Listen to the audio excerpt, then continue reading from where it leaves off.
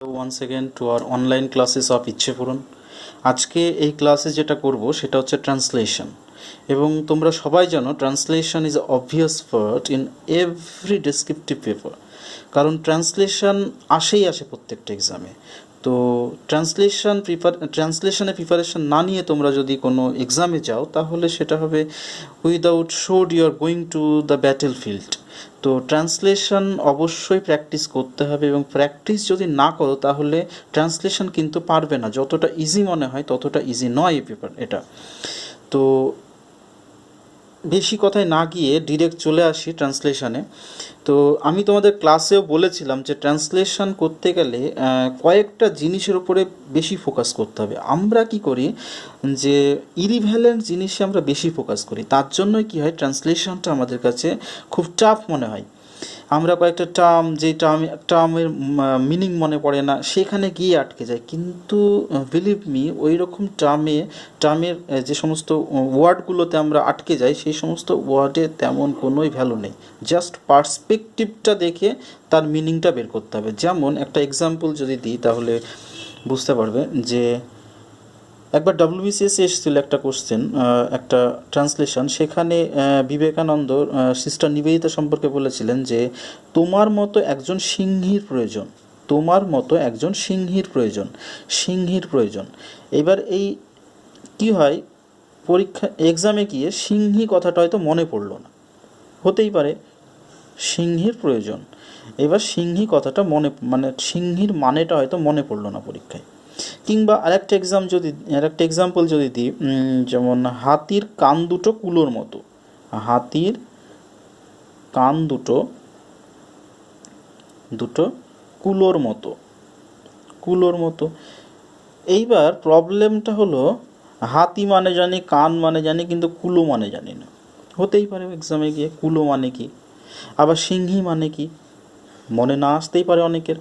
তাহলে দেখো আমরা এই যে একটা ইরিভ্যালেন্ট একটা জিনিস যেটা তেমন কোনো ইম্পর্টেন্স নেই ওই ওয়ার্ডটার, সেখানে আটকে গেলাম। তখনই বলতে শুরু করলাম ট্রান্সলেশন বিরাট টাফ। কিন্তু এই যে এই কুলোটাকে যদি আমরা পার্সপেক্টিভ অনুযায়ী দেখি তাহলে কি কুলোটা অ্যাকচুয়ালি বলতে চেয়েছে খুব বড়। ভেরি বিগ বললেই হয়ে যায়, ভেরি বিগ, খুব ইজি। আবার এখানে সিংহী অ্যাকচুয়ালি লায়নেস যদি না মনে আসে তাহলে আমরা এখানে বলতে পারি ব্রেভ।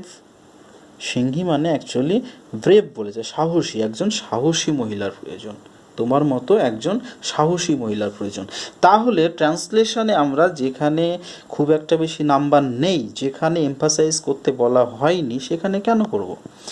যেখানে আমাদের এমফাসাইজ করতে হবে, যেখানে বেশি ইম্পর্টেন্স দিতে হবে, সেগুলো হচ্ছে টেন্স। এই কয়েকটা জিনিস ভুল করা চলবে না কোনো মতে। এক হচ্ছে টেন্স ভুল করা চলবে না কোনো মতে। তারপরে হচ্ছে স্ট্রাকচার মানে সেন্টেন্সটা কোন স্ট্রাকচারে রয়েছে, স্ট্রাকচার কোনো মতেই ভুল করা যাবে না। স্ট্রাকচারের মধ্যে কি কি আছে, যেমন simple sentence, complex sentence, compound sentence, অর্থাৎ সেন্টেন্সটা সিম্পলে আছে না কমপ্লেক্সে আছে না কম্পাউন্ডে আছে। তারপরে ডিরেক্ট বা ইনডিরেক্ট, কোন স্পিসে রয়েছে, ডিরেক্ট স্পিসে না ইনডিরেক্ট স্পিসে। যদি ডিরেক্টে থাকে তাহলে ডিরেক্টেই করব, যদি ইনডিরেক্টে থাকে তাহলে ইনডিরেক্টেই করার চেষ্টা করব। তারপরে অ্যাক্টিভ প্যাসিভ ভয়েস, বুঝতেই পারছো, যেটাই আছে সেটাই করার চেষ্টা করব। তারপরে assertive, interrogative, imperative, optative, exclamatory, যেটাই থাকবে সেটাতেই করব। তারপরে পজিটিভ, নেগেটিভ, সেন্টেন্সটা পজিটিভ সেন্টেন্সে রয়েছে না নেগেটিভ সেন্টেন্সে রয়েছে। আবার আর একটা হচ্ছে পার্টিসিপল, মানে সেখানে কোনো পার্টিসিপলের ইউজ আছে নাকি। আমি তোমাদের ক্লাসে এইগুলো সম্পর্কে সব বলেছিলাম, কোনটা সিম্পল সেন্টেন্স, কোনটা কমপ্লেক্স সেন্টেন্স, কোনটা কম্পাউন্ড, সবগুলোই বলেছিলাম। তো এখানে আর বলে টাইম নষ্ট করছি না। আরেকটা জিনিস সেটা হচ্ছে মোডাল ভার্ব তোমাদেরকে দিয়েছিলাম, আর তাও আমি এই ভিডিওটা এখানে পিডিএফ দিয়ে দেবো মোডাল ভার্বের ইউজগুলো, কোথায় কোন মোডাল ভার্ব ইউজ হয়। তাহলে মোডাল ভার্ব যেখানে থাকবে সেখানে মোডাল ভার্বের ইউজ করতেই হবে।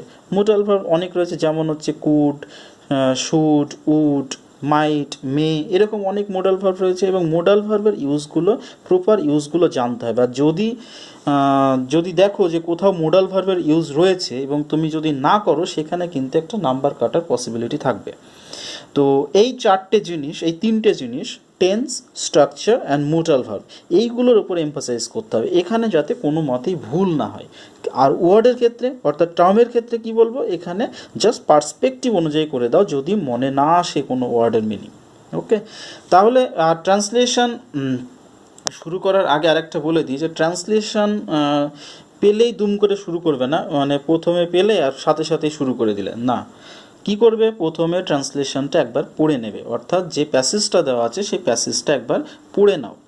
পড়ে নিলে কি হয়, পড়ে নিলে অনেক কিছু যেগুলো পড়ে নিলে তোমার এক হচ্ছে টেন্স সম্পর্কে একটা আইডিয়া চলে আসে যে পুরো প্যাসেজটা কোন টেন্সে রয়েছে, অর্থাৎ পার্সপেক্টিভটা জানা যায়।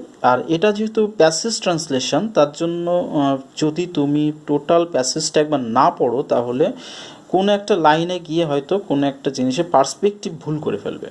তার জন্য প্যাসেজ ট্রান্সলেশন করতে গেলে টোটাল প্যাসেজটা একবার পড়তেই হবে।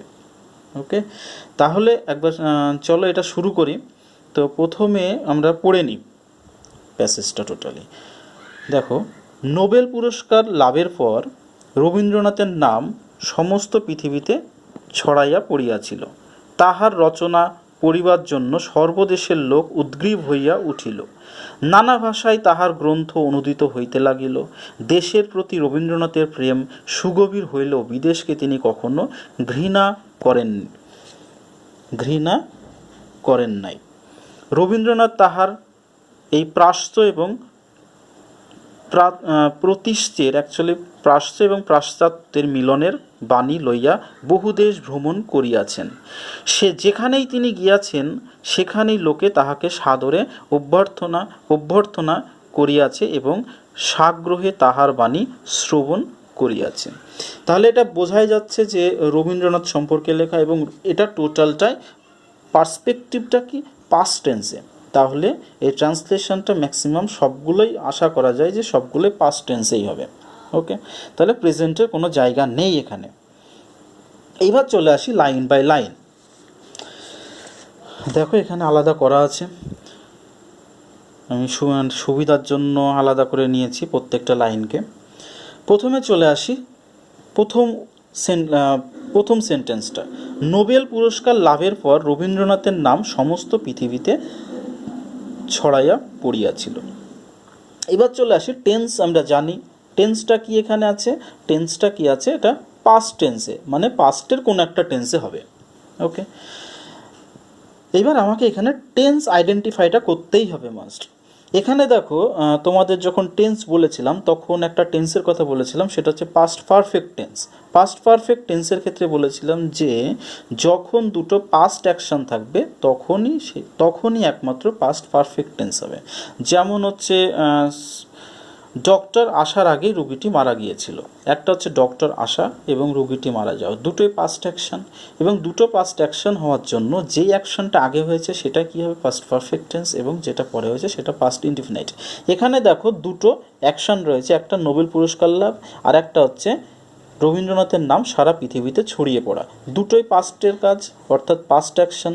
ডাবল পাস্ট অ্যাকশন রয়েছে মানে এটা কী টেন্স হবে, পাস্ট পারফেক্ট টেন্স। তাহলে আমরা জেনে গেলাম টেন্সটা কি, পাস্ট পারফেক্ট। ওকে, আর একটা জিনিস এবার তারপরে চলে আসে স্ট্রাকচার। স্ট্রাকচারে কি, এটা স্ট্রাকচারে দেখো এটা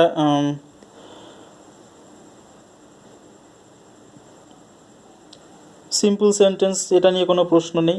ডিরেক্ট ইনডিরেক্ট, এটা নিয়ে কোনো প্রবলেম হচ্ছে অ্যাক্টিভ না প্যাসিভ। এটা অ্যাক্টিভ না প্যাসিভ, এটাকে দুইভাবেই প্রেজেন্ট করা যায়, অ্যাক্টিভভাবেও প্রেজেন্ট করা যায়, অ্যাক্টিভ সেন্টেন্সে আবার প্যাসিভ সেন্টেন্সেও প্রেজেন্ট করা যায়। অ্যাপারেন্টলি দেখলে এটা বোঝা যাচ্ছে যে এটা প্যাসিভ সেন্টেন্স। রবীন্দ্রনাথের নাম সারা পৃথিবীতে ছড়াইয়া পড়িয়াছিল, মানে রবীন্দ্রনাথের নাম চারিদিকে ছড়িয়ে পড়েছিল, সেটা হচ্ছে কি প্যাসিভ সেন্টেন্স। আবার এটাকে অ্যাক্টিভও বলা যায়। যদি আমি বলি যে নোবেল পুরস্কার লাভের পর রবীন্দ্রনাথ সারা পৃথিবীতে জনপ্রিয় হয়ে পড়েছিল, মানে হয়ে গিয়েছিল। যদি বলি যে নোবেল পুরস্কার লাভের পর রবীন্দ্রনাথ জগৎ বিখ্যাত হয়ে গিয়েছিলেন, তাহলে এটা কি হয়ে গেল, তাহলে আবার দেখো এটা অ্যাক্টিভ হয়ে গেল। ওকে, তারপরে রয়েছে অ্যাসার্টিভ সেন্টেন্স, কোনো প্রবলেম নেই। প্যাসিভ পজিটিভ সেন্টেন্স, তাহলে কি কি হলো, আমি এটা পাস্ট পারফেক্ট টেন্স, তার সাথে সাথে বলতে পারি অ্যাক্টিভ সেন্টেন্সেই করছি, অ্যাক্টিভ সেন্টেন্সেই করছি এটাকে। তারপরে আর একটি কি অ্যাসার্টিভ, অ্যাসার্টিভ, তারপরে হচ্ছে পজিটিভ সেন্টেন্স। ওকে, তাহলে এই কয়েকটা জিনিসের উপরে বেস করে আমি টোটাল ট্রান্সলেশনটা এবার করব। এবার চলে আসি, নোবেল পুরস্কার লাভের পর রবীন্দ্রনাথের নাম সারা পৃথিবীতে ছড়াইয়া পড়িয়েছিল। যেহেতু আমি অ্যাক্টিভে করছি, তাহলে কি করব, রবীন্দ্রনাথ সারা পৃথিবীতে জনপ্রিয় হয়ে গিয়েছিলেন। নোবেল পুরস্কার লাভের পর রবীন্দ্রনাথ জগৎ বিখ্যাত হয়ে হয়ে গিয়েছিলেন, সেটা করব। তাহলে দুটো পার্ট, একটা হচ্ছে নোবেল পুরস্কার লাভ, আর একটা হচ্ছে রবীন্দ্রনাথের নাম, মানে রবীন্দ্রনাথ জগৎ বিখ্যাত হয়ে গিয়েছিলেন। তাহলে কোন কাজটা আগে, এই কাজটা আগে, নোবেল পুরস্কার লাভটা আগে, তাহলে এটা পাস্ট পারফেক্ট হবে, আর পরের পার্টটা পাস্ট ইনডিফিনিট হবে। তাহলে এই কাজটা করে নিই, আগে ভেঙে নিই। এটা নেই ধরে নিলাম, রবীন্দ্রনাথ জগৎ বিখ্যাত হয়ে গিয়েছিলেন, তাহলে কি লিখতেই পারি, রবীন্দ্রনাথ জগৎ বিখ্যাত হয়ে গিয়েছিলেন। অনেকভাবে করা যায়, অনেকভাবে করা যায়। Rabindranath become a name, Rabindranath করাই যায়, রবীন্দ্রনাথ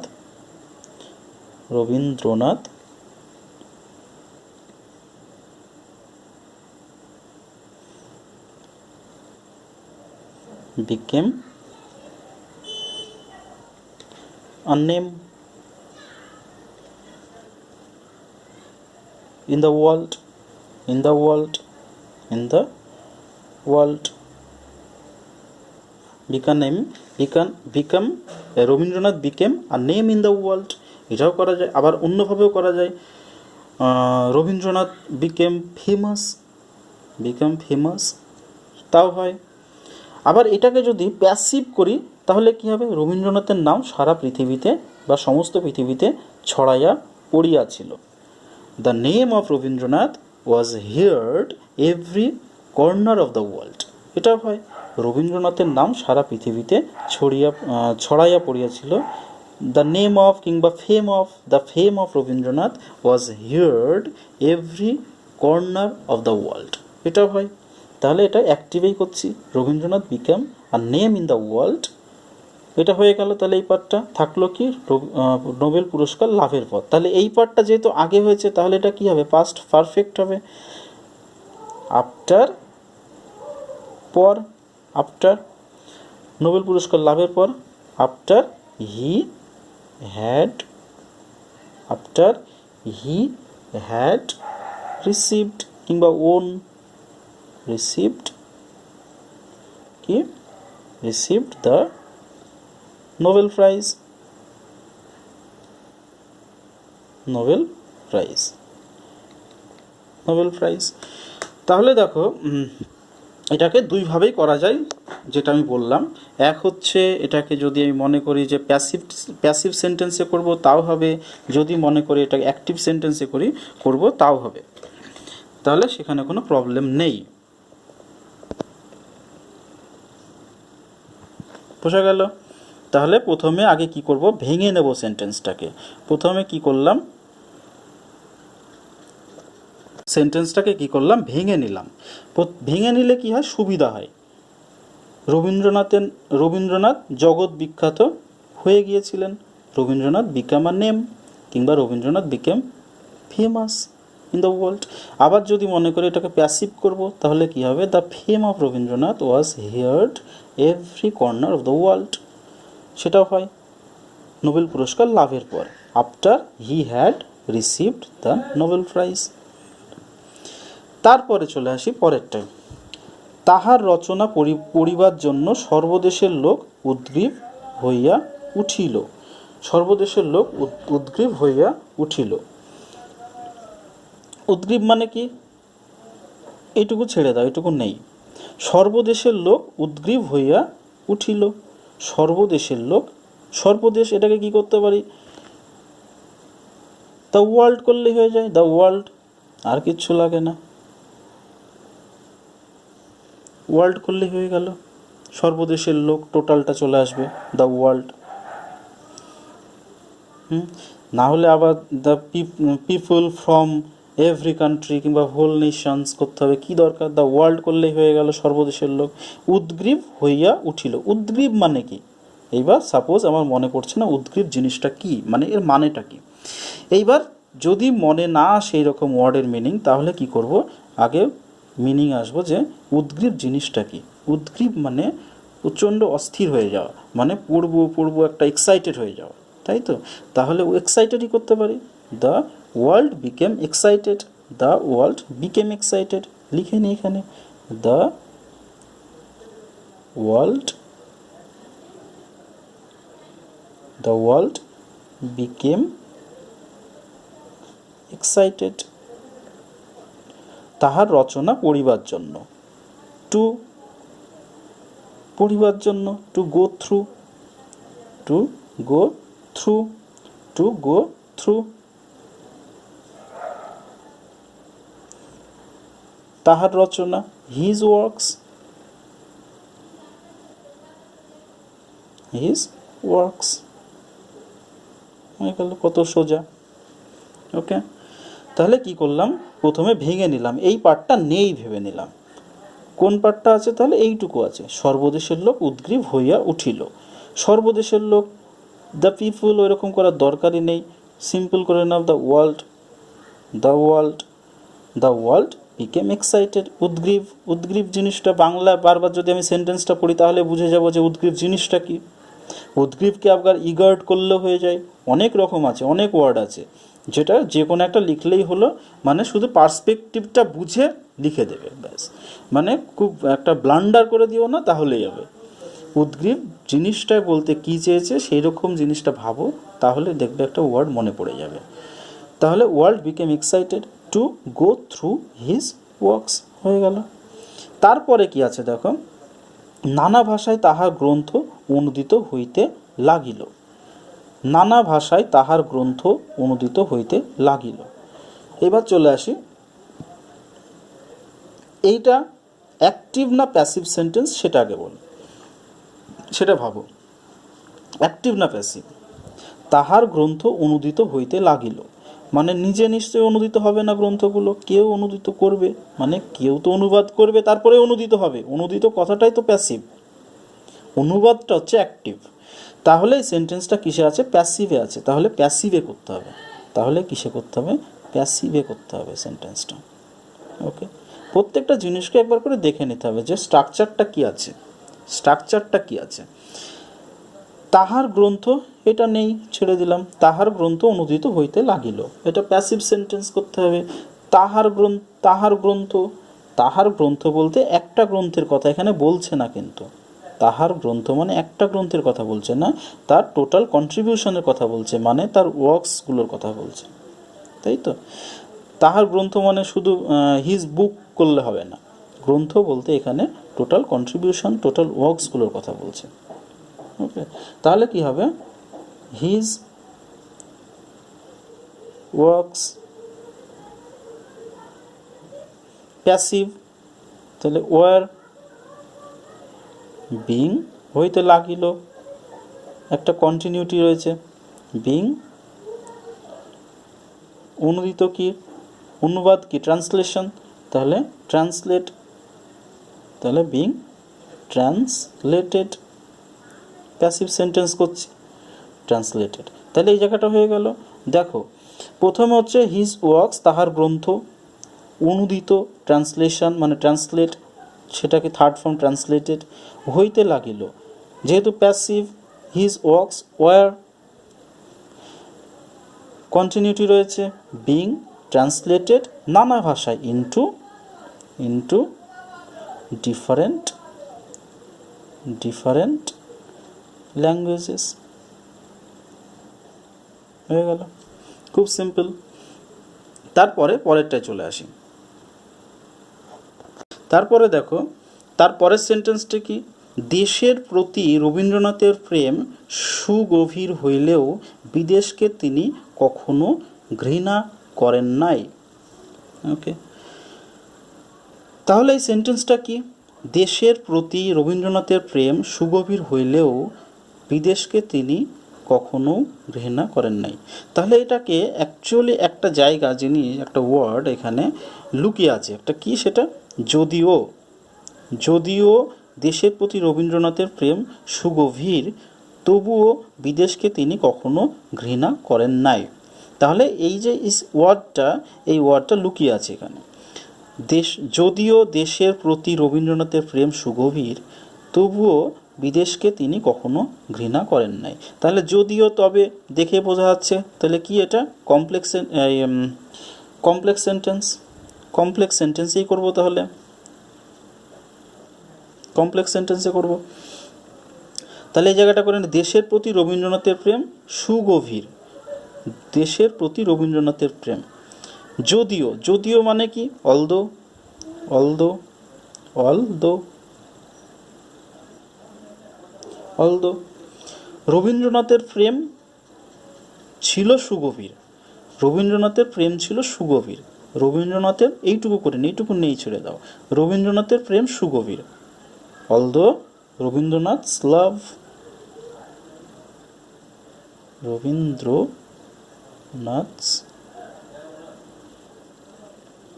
love ছিল, was সুগভীর। সুগভীর মানে কি বলছে, deep, deep love, deep love was deep, comma, তবুও বিদেশকে তিনি কখনোই ঘৃণা করেন নাই। বিদেশকে তিনি, অলদো, তাহলে কি, was love, was deep, তবুও তিনি, তিনি ঘৃণা করেন নাই, তিনি, তিনি, হি, কখনো, কখনো, নেভার, নেভার, ঘৃণা, ঘৃণা, নেভার হেটেড, বিদেশকে, বিদেশকে the foreign countries.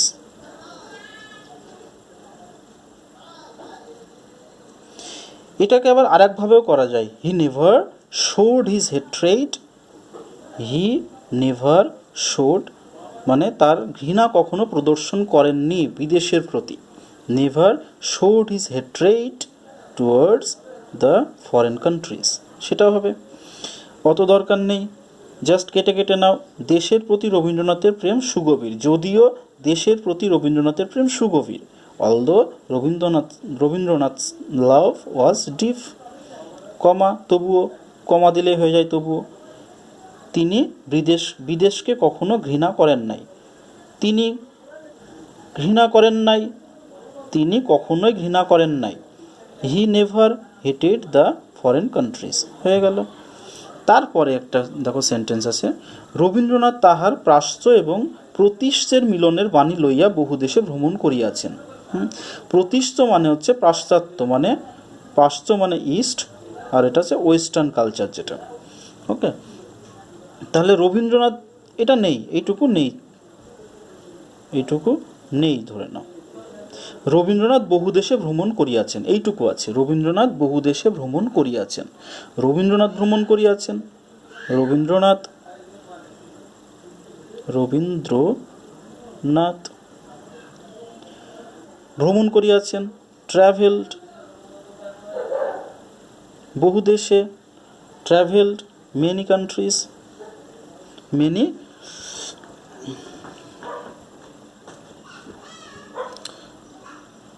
Many countries কিংবা সেভারেল কান্ট্রিজ, যা ইচ্ছা দিতে পারো।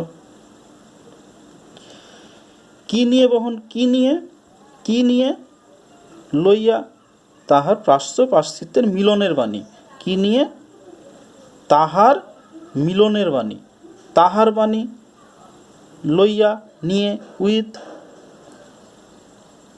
যদি বলতো রবীন্দ্রনাথ ব্যাগ নিয়ে ট্রাভেল করেছেন, তাহলে কি লিখতাম, Rabindranath travelled many countries with a bag, হাতে ব্যাগ নিয়ে, with a bag in his hand, তাই করতাম তো।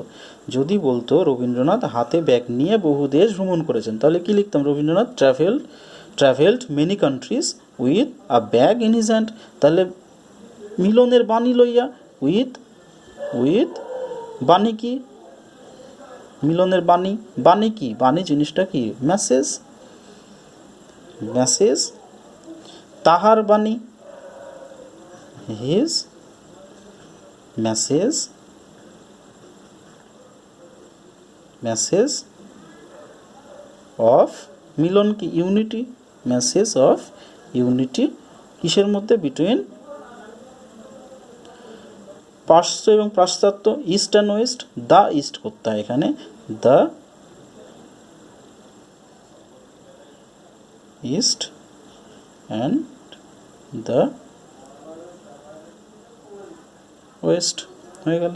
তাহলে কেটে নাও আগে, রবীন্দ্রনাথ বহুদেশ ভ্রমণ করিয়াছেন, রবীন্দ্রনাথ ট্রাভেল মেনি কান্ট্রিজ, কি নিয়ে, উইথ হিজ মেসেজ, তাহার বাণী নিয়ে, কিসের বাণী, মিলনের বাণী, মেসেজ অফ ইউনিটি কিসের মধ্যে, প্রাচ্য এবং পাশ্চাত্যের মধ্যে, between the east and the West.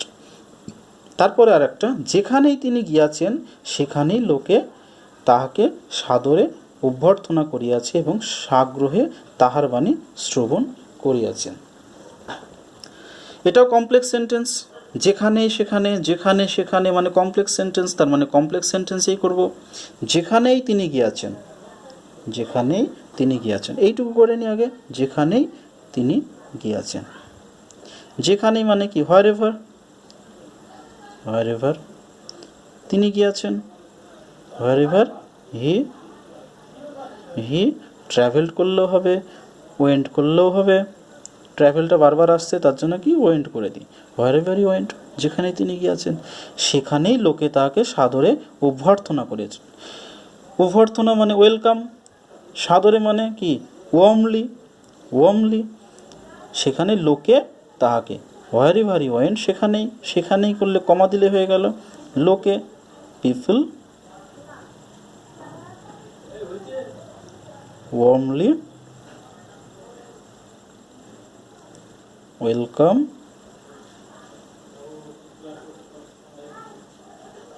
him, welcomed him, এবং and সাগ্রহে তাহার বাণী শ্রবণ করিয়াছে, এবং শ্রবণ করিয়াছেন, শ্রবণ করা মানে কি লিসেন, শ্রবণ করিয়াছে মানে অ্যান্ড লিসেন,